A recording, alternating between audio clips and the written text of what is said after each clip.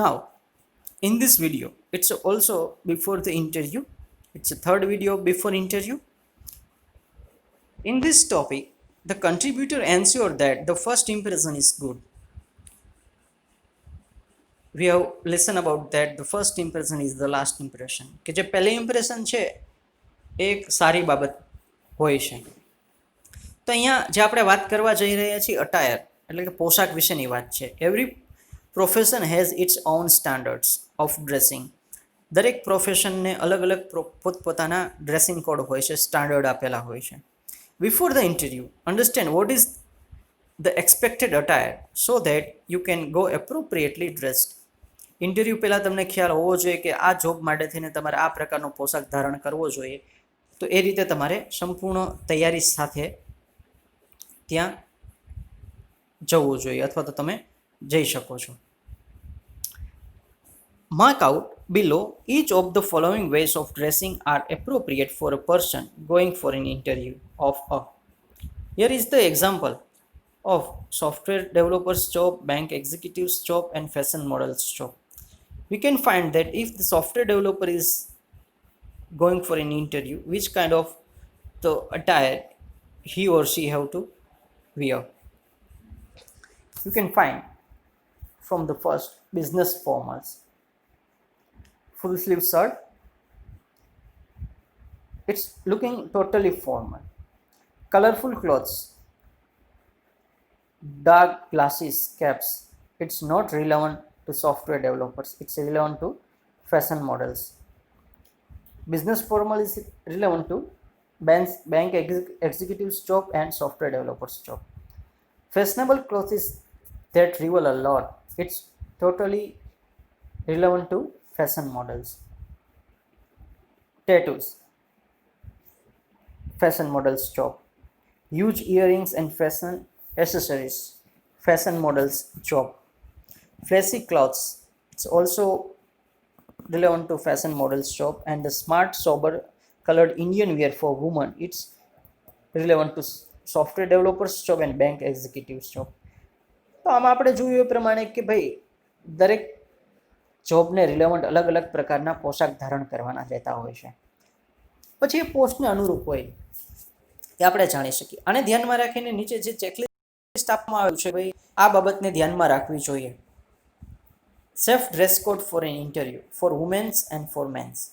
In womens attire, formal Indian wear, sober colored salwar, chudidar kameez with a dupatta or sari, no flashy prints or embroidery, or solid color conservatives, western suit with coordinate blouse.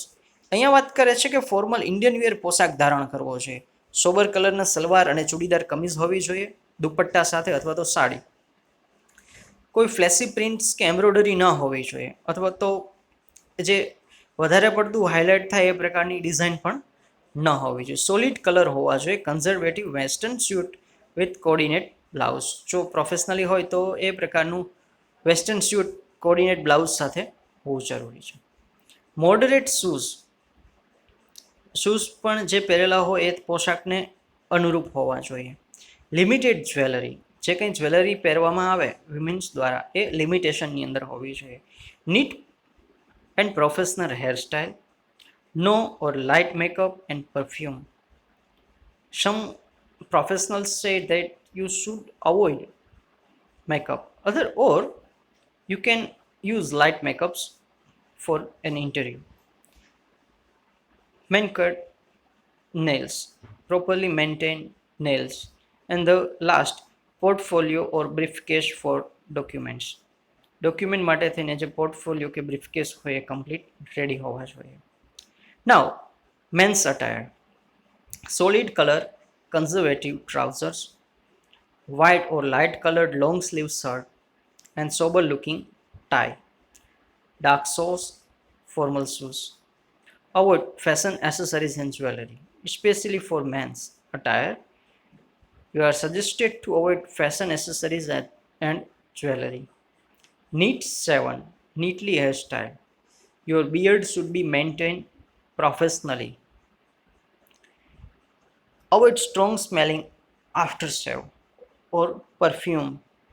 neatly trimmed nails, portfolio briefcase for the documentation. Professional dressings on your part shows respect for your interviewer. આ રીતે તમારે સારી રીતે પોશાક ધારણ કરવો જોઈએ. Professional dressing હોય તમારું એવું દર્શાવે છે કે તમે ઇન્ટરવ્યુઅરની પણ રિસ્પેક્ટ કરો છો. જેટલું તમારું પ્રોફેશનલ લુકિંગ હશે એટલી તમારી ફર્સ્ટ ઇમ્પ્રેશન સારી થઈ શકશે. તો આ વાત હતી અટાયરની. હવે આપણે વાત કરીએ કન્ટ્રીબ્યુટર્સ પોર્ટફોલિયોની, કે જે બ્રીફકેસ તૈયાર કરશો તમે, કે જે ફાઇલ તૈયાર કરશો એની અંદર તમારે કયા પ્રકારના ડોક્યુમેન્ટેશન સાથે રાખવા જોઈએ. Prepare a professional looking portfolio or folder to carry into the interview. Ensure you have in it all that you may need to show the interviewer. ઇન્ટરવ્યુઅરને જે કંઈ ડોક્યુમેન્ટ્સ આપવાની જરૂરિયાત લાગતી હોય એ પ્રકારના બધા જ ડોક્યુમેન્ટ્સ તમારે આ પોર્ટફોલિયો બ્રીફકેસ કે જે ફાઇલ તમે લઈને જાઓ છો સાથે એમની અંદર હોવા જોઈએ. First thing is extra copies of your resume. If you have signed it through mail or post card, તમારી પાસે તેમ છતાં પણ એક્સ્ટ્રા કોપીઝ રિઝ્યુમની સાથે હોવી જોઈએ. Second thing, essential supporting documentation.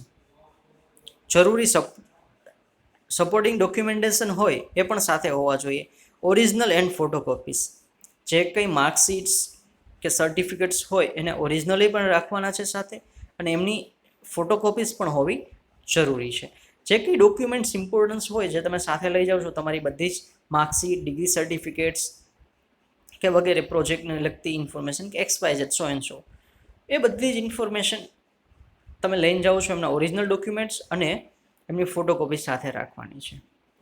Sample of your work that are relevant to the job apply four. તમે જે જોબ માટે અપ્લાય કરી રહ્યા છો એને લગતા કંઈ સેમ્પલ વર્ક્સ હોય તો એ પણ તમારે સાથે રાખવાના છે. જેમ કે પ્રોજેક્ટ રિપોર્ટ્સ હોય કે જે તમે ઇન્ટર્નશિપ દરમિયાન કરેલું હોય, અમુક કન્ટેન્ટ સેમ્પલ્સ કે જે તમે કન્ટેન્ટ રાઇટર તરીકે કામ કરેલું એના એક્ઝામ્પલ્સ હોય, ડિઝાઇન પોર્ટફોલિયો ડિઝાઇનર માટે કરેલો હોય, વગેરે વગેરે. જે કંઈ ડોક્યુમેન્ટેશન તમને લાગુ પડતા હોય તમારે સાથે લઈ જવાના છે. કંઈ વર્ક એક્સપિરિયન્સ હોય તો પણ એ સાથે ઓરિજિનલ અને ફોટોકોપી સાથે લઈ જવો. Essential stationeries. આ જરૂરી વસ્તુ છે, ઘણી વખત ભૂલાઈ જતું હોય છે કોઈ વ્યક્તિ દ્વારા. Pen, blank paper, it's mandatory.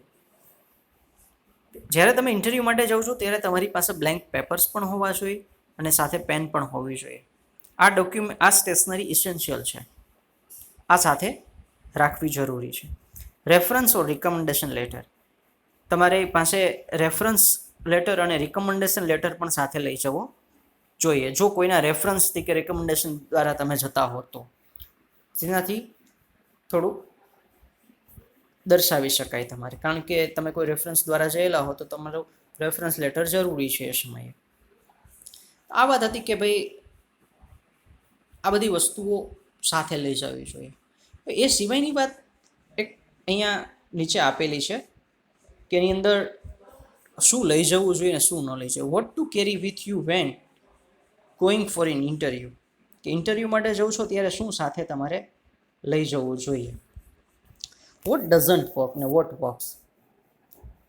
અહીંયા કહે છે carrying all kinds of the documents that are unnecessary or relevant. હવે અનનેસેસરી ને અનરિલેવન્ટ ડોક્યુમેન્ટ છે સાથે ન લઈ જવા જોઈએ. જેમ કે જુનિયર સ્કૂલની અંદર ફર્સ્ટ પ્રાઇઝ મળેલો હોય એ ડોક્યુમેન્ટ સાથે લઈ જવાની જરૂર નથી. તો ઇન્ટરવ્યૂને કંઈ બતાવવાના પણ નથી થતા આ પ્રકારના document. Carrying a few really powerful certificates and documents that make you stand out. કે જે તમને એક અલગ તારી આપે છે, તમને સ્ટેન્ડ આઉટ કરવામાં સપોર્ટ કરે એ પ્રકારના ડોક્યુમેન્ટ હોય તમારે સાથે લઈ જવાના છે.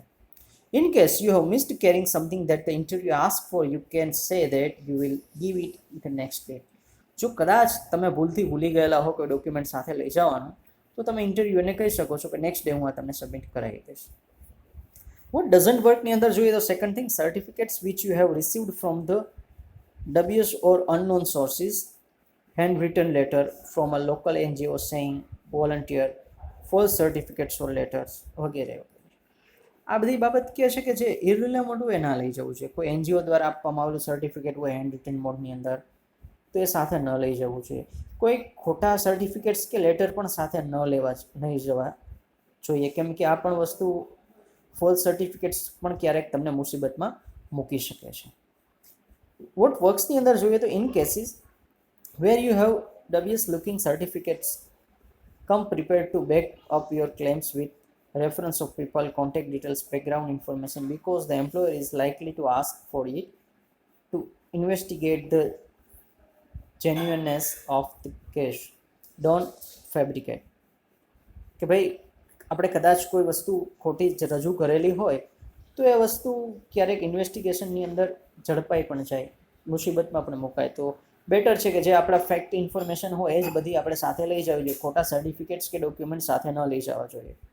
Companies these days engage professional agencies for doing background verification checks. Background verification check અવારનવાર થતું હોય છે, તો એ બાબતે તો પણ થોડીક કેર કરવી જોઈએ ફોલ્સ ડોક્યુમેન્ટેશન બાબતે. Serious gaps in your mark sheet. For example, 10th standard mark sheet is missing, first and the second year college mark sheet are missing. આ બધી ઇન્ફોર્મેશન જે મિસિંગ થતી હોય એ પ્રકારની કેરલેસ ન હોવી જોઈએ. Complete proof of your academic records. તમારે એકેડેમિક રેકોર્ડ્સનું પરફેક્ટ પ્રૂફ હોવું જોઈએ. 10th, 12th, college, masters, PhD etcetera etcetera જે કંઈ તમે એજ્યુકેશન મેળવેલું છે, જે કંઈ ટ્રેનિંગ લીધેલી છે, બધા જ ડોક્યુમેન્ટ તમારી પાસે હોવા જરૂરી છે. તો આ પ્રકારના ડોક્યુમેન્ટ્સ છે જે તમારે બ્રીફકેસ કે તમારો પોર્ટફોલિયો તમે બનાવો છો એમની અંદર સાથે રાખવાના હોય છે ઇન્ટરવ્યૂ માટે જતાં પહેલાં. તો અહીંયા બિફોર ધ ઇન્ટરવ્યૂઝની વાત પૂર્ણ થાય છે.